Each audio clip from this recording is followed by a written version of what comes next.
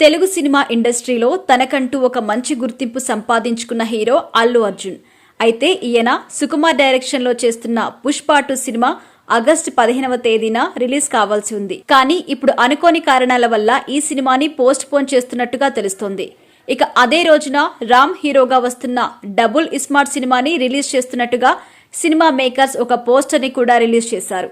ఇక ఈ cinema release వాయిదా వేయడానికి కారణం పవన్ కళ్యాణ్ ఫ్యాన్స్ అంటూ పలు రకాల కామెంట్లు అయితే వస్తున్నాయి.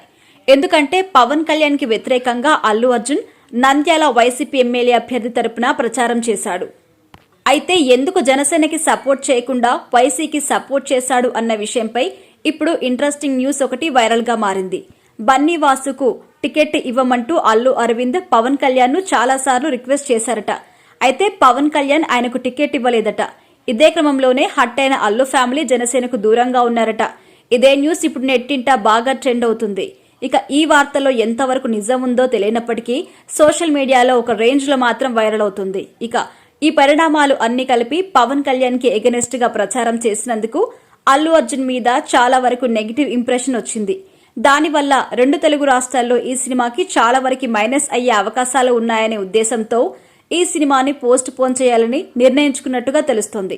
అందువల్ల ఈ సినిమాని ఆగస్టు 15కు కాకుండా అక్టోబర్లో ఈ సినిమాను ప్రేక్షకుల ముందుకు తీసుకొచ్చే అవకాశాలైతే ఉన్నట్టుగా తెలుస్తుంది.